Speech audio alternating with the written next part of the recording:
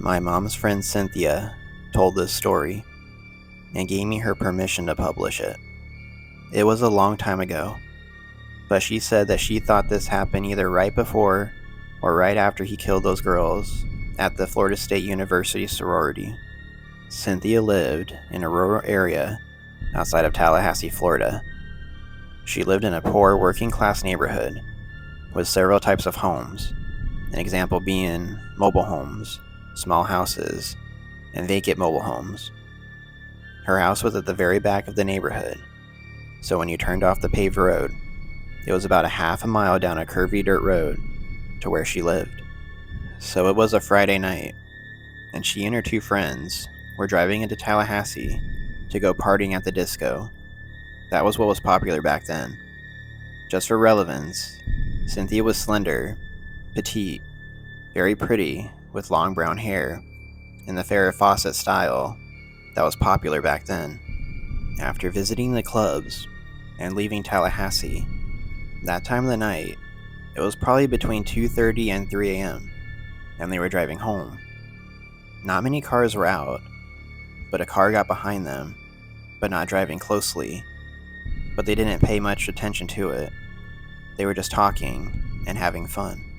When they came near the area where they would head down the road to Cynthia's house, the small white car went on, and Cynthia's friend, who was driving at the time, noticed that her gas gauge registered empty, to the point that she was afraid she would not have enough fuel to make it the 2 or 3 miles to where she had lived.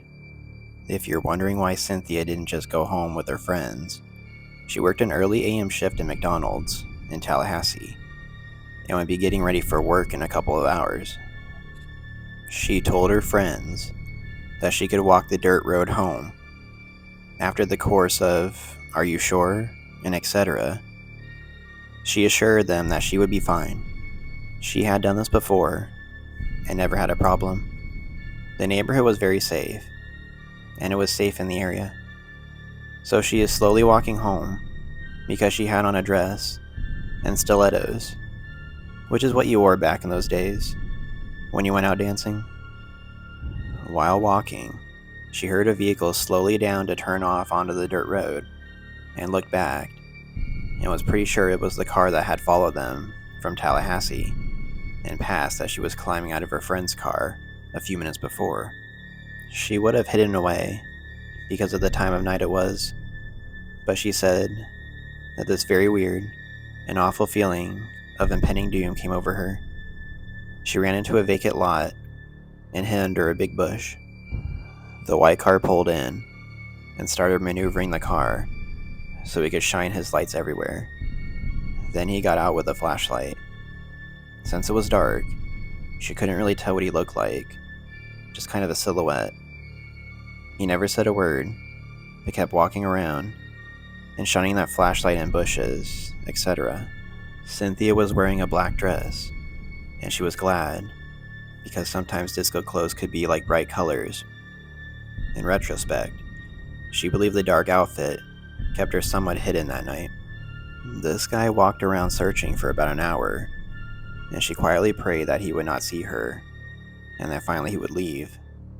He never said a word, and finally got in his car, and proceeded to shine lights again, and drove away. Cynthia took off the heels, even though it was cold, and the road wasn't a great place to go barefoot, because of the sharp pieces of gravel. She ran as fast as she could home, and hoped and prayed this guy would not come back before she could get home. Whether this was Ted Bundy or not, who knows? But she said, even though she's had some creep encounters over the years, she said she had never felt the palpable fear of being stalked like an animal the way she felt that night.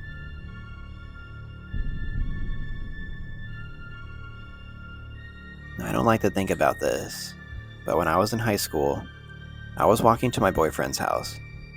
The town was a very small and safe town, but the interstate ran right through it, and the street I went down was an entrance and an exit. So there were a couple of gas stations and restaurants, but not much. But you could throw a rock and hit the interstate from them. I decided to take a shortcut at the junction with the interstate and walk onto a fairly classy but very dark neighborhood with lots of trees. It's a dead end, but I was going to cut across the field a bit further on. It never occurred to me how visible I was to the service plaza. I start walking, and I hear a Volkswagen Beetle coming up behind me. I knew nothing about Ted Bundy then. I don't think he had even made the news yet, but he did have a thing about beetles. What is really creepy is his charm and the manipulation he had. I kept my distance from his car, and he said, "Do you want to ride?" And then I said, "No, I'm enjoying the walk." He said, "I live up here. Who are you going to see?" I actually got a pang of guilt, something in how he said it, almost like a curious cop would. I told him the name of a friend who actually lived up there. He said, "Oh, I live 2 houses down. Hop in." I said, "Nah, I'd rather walk." The little beetle was rolling a little closer, and I was taking a few steps backwards, and then he said the thing that is always the giveaway. "It's very dark. You shouldn't be walking up here alone, so come on, get in." Very strange mix of charm and menace. I said I was fine, and started walking.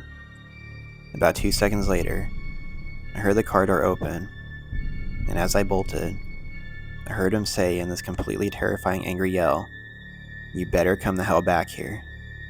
Not likely. I knew where the fence was, and the field where he couldn't drive or find his way around, so over I went. I hid and realized that I was shaking all over. I heard the car make a turnaround, and though he was using the headlights to look for me, he then floored it, as much as a beetle can, because I guess he also realized that he was visible from the service plaza. For all I knew, he did live up there, but no. I plainly saw his beetle hustle down to the ramp and head north. Years later, reading about Ted and his really almost hypnotic charm and sudden changes, looking at his picture, and even hearing his voice, I thank my lucky stars that my instincts had kicked in. I was cautious and skeptical back then, but I actually caught myself thinking, well, it is a long walk.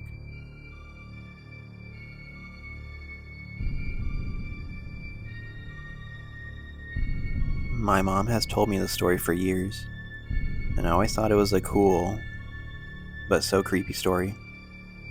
This happened 2 days before Ted Bundy was finally caught.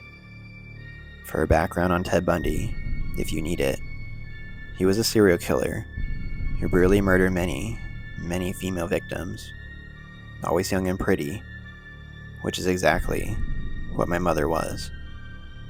Just under 2 months before the story takes place, he went into a sorority house at Florida State University and murdered 2 girls in there, and brutally beat up 2 others. Then he went to a nearby house and brutally beat up and injured 1 more, all in the span of about 15 minutes. At the time of the story, that it was the most recent of his known murders, but it was actually later found out that he actually killed a poor little 12-year-old girl between being caught and the college girl's murders. He was handsome and young, and his MO was to be very friendly and charming, and his clean-cut appearance made the women trust him.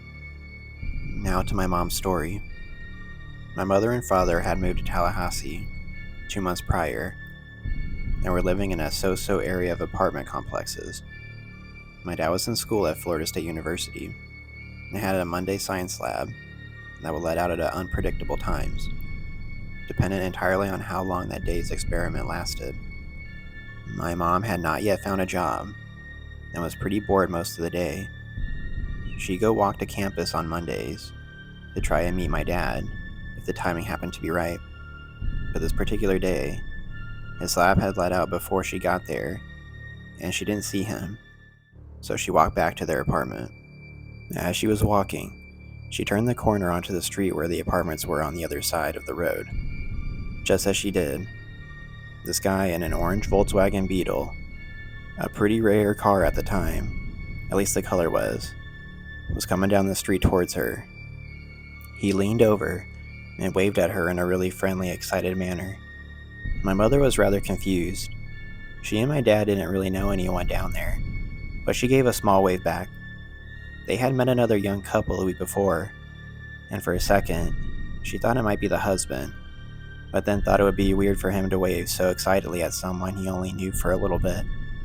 She suddenly felt really uncomfortable about it, and wanted to check to see if he was still around without really obviously turning and looking.